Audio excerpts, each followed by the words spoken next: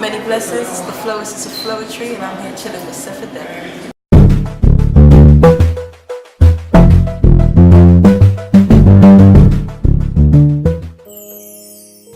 Hi, how are you? You know what, I'm blessed. Thank you. How are you? I'm doing well. Excellent. I wanted to start off by offering a greeting to you and offering thanks to you, because when I came to your show on Friday, you asked us, the audience, are we blessed? Are we well? Are we alive? And every time I see you, I feel like you just drop a gem, and it's some food for the soul that we can take with us after we leave you. So thank you for that. Yes, indeed. Thank you. Friday was an emotional show for everyone because we had just learned that Prince had passed away. And you and Marsha gave a lovely tribute to him during your show. For the folks that weren't able to attend, any words, thoughts about the time that you were able to spend with Prince and how he impacted you as an artist? You know, it's been very interesting these past couple of days processing the transition of Prince. For me, I've always connected to him more as an energy anyway. So in that sense, and off of having had the lovely experience of being invited to his home as Floetry to perform, and then also some of the conversations that we've had, it's in a particular area of time and really interesting crossover time where I was able to have quite a resounding personal conversation that was very aligning for me. So how has it been? What I think is really beautiful is I think he achieved what he wanted to achieve, which is to be an artist, be about the art, be successful, and still not have everyone up in your business, you know? Because you can see the way that it's almost like, you know, a run for it. Like Prince has passed and everyone, they're running off the stuff. And I'm looking and I'm like, you just think got nothing on him really. There's nothing that you can, other than talking about his achievements, you know, the groundbreaking things that he did, obviously, recalling his music.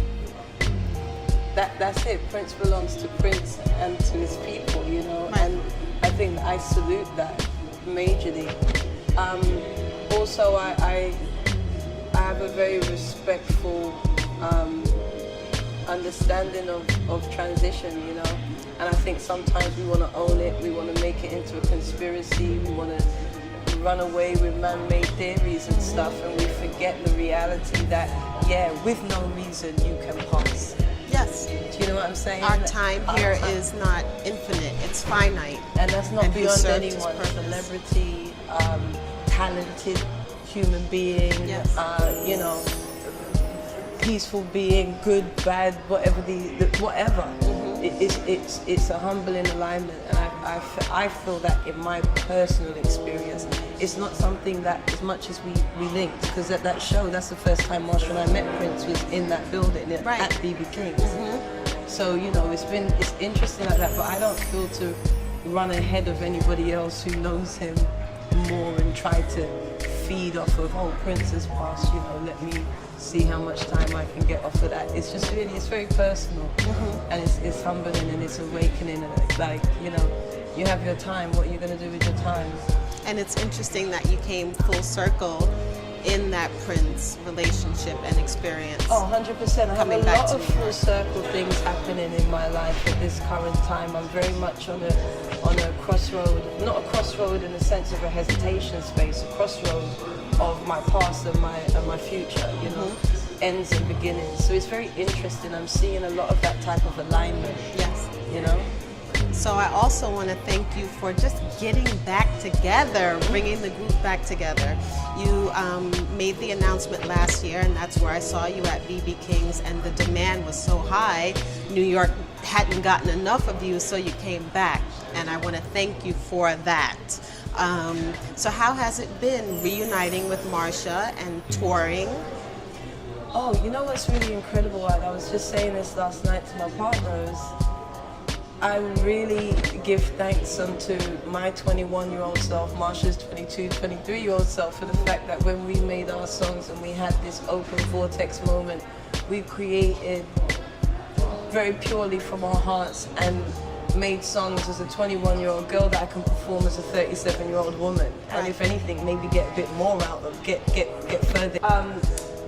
So I'm very, very grateful for the fact that we made music that we can have a reunion some almost 10 years after our last tour. The people, the people. The incredible thing about longevity is as an artist, as a younger person, you're trying to prove or explain or share the calling that you have, you know, and you're seeking something. And quite often when it's given to you, you're so busy seeking it, you don't necessarily realize when you have it, you know, you don't appreciate, per se, when it's occurring, because you've got so many other things going on. But to experience this reunion, and for Marsha and I, in the different spaces in our lives that we're in, which is beautiful, for us to be able to come back together. It's funny because for everyone else it's this big breakup, you know. Right. For Marsha and I, it's not actually that. It's much more normal in the sense of we're individuals. I'm almost happy that you broke up, because that gave you a chance to go out and give us your solo offering. Marsha did the same, and now you've come back together, and it's just a richer experience for me. And we have everything. We can do whatever it is that we choose to do. As entrepreneurial women, we were entrepreneurial girls, you know, with big dreams, and now we're entrepreneurial women with experiences and such behind us, and a multitude of projects that each of us have in our own alignments, and a beautiful movement that we manifested together also, that is never to be, and I will always stand out, it's never to be used, you know, it's only to be done when it's being done right. And with Marsha and I, whenever we get back on stage and we get into our flow, it's a very natural thing, because we predate just people knowing us as Floetry. You know, we knew each other as kids, and there's a very natural alignment that occurs when we both submit to that on the stage. And you feel that in your performances. Speaking of projects, are there any plans for you and Marsha to record new material together? That's an interesting word, that there are plans for us to. What's beautiful is the fact that we can, at any point that it's right to do so. And it's almost like we have that freedom that we had as kids when we had something we knew was special, but it was ours. We actually manifested it as something that we could do outside of business heads and other people maybe saying what they want. So we're just basking in that. But a Floetry album can only be made when it's time for it to be made. It's not actually something that either me or Marsha can move on. When it's ready, it will happen.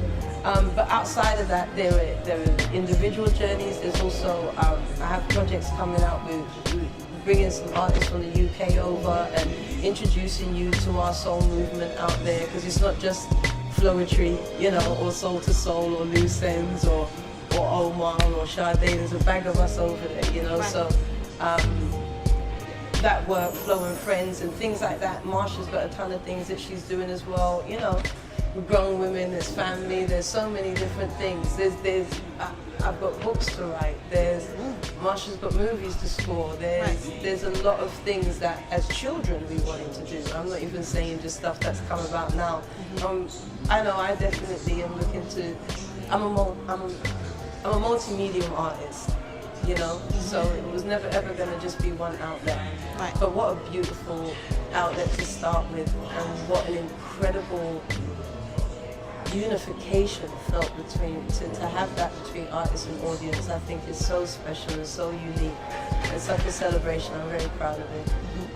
And you have just released the evolution of Flow. Anything you want to say about that? The evolution of Flow. You know what? Quite often sometimes ideas come when you have people who observe you. You know, when you're doing or being something, you don't necessarily see it in that way. But my manager, Tony Douglas, he and I, we're business partners. We crunch ideas and visions and so on and so forth.